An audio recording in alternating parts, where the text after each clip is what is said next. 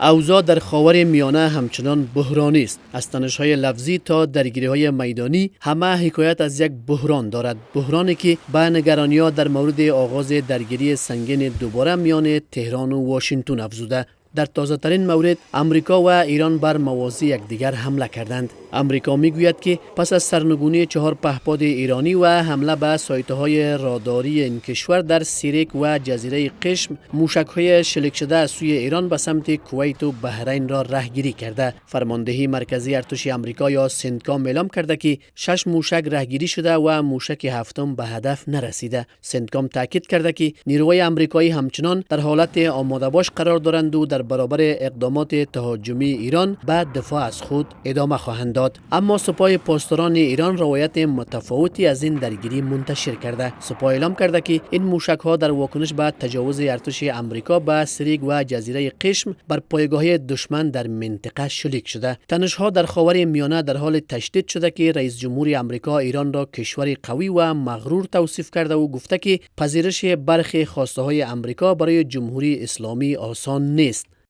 ایران کشور قوی و مغرور است. پذیرش برخی خواسته های امریکا برای جمهوری اسلامی آسان نیست. ایران تنها حدود 21 تا 22% از ذخایر موشکی خود را در اختیار دارد و امریکا تقریبا از تعداد و محل استقرار موشک‌ها و پهپادهای باقی مانده ایران اطلاع دارد. بیشتر مراکز تولید موشک، کارخانه‌های پهپادی و سکوهای پرتاب ایران از بین رفتند، اما ایران همچنان تعداد موشک و پهپاد در اختیار دارد. امیدوارم که مذاکرات با ایران به نتیجه برسد.